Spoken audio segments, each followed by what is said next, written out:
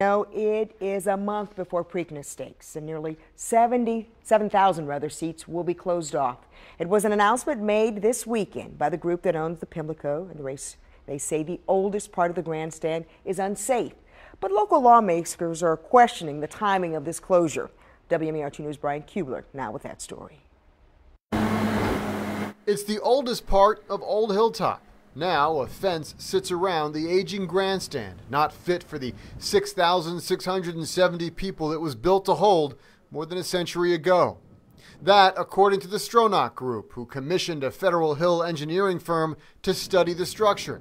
They say it found significant deterioration, making it no longer suitable to hold all those people. Bill Heck, the CEO with the ownership group, was set to take questions today from the media, but that opportunity was canceled by Monday morning. They had recent news about the closing of the grandstand, and I was like, wow. While we just defeated a bill in Annapolis, now all of a sudden they want to wipe out 6,000 to 7,000 seats. Acting Baltimore Mayor Jack Young was a little tongue-in-cheek about the announcement today. He finds the timing curious after the Stronach Group was unsuccessful in getting a bill through Annapolis this year that would allow them to use state bonds to build up its Laurel facility into a super racetrack. It wasn't unsafe last year. It wasn't unsafe years prior to that. So I have some skepticism about why now.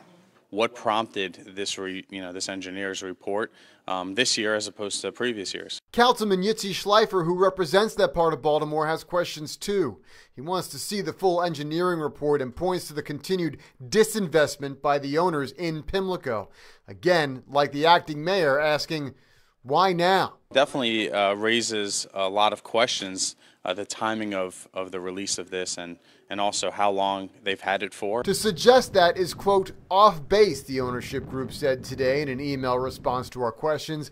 It says it commissioned the report at the beginning of this year, received it late last month, and just last week decided to close the oldest part of the grandstand. Safety, they say, is their priority.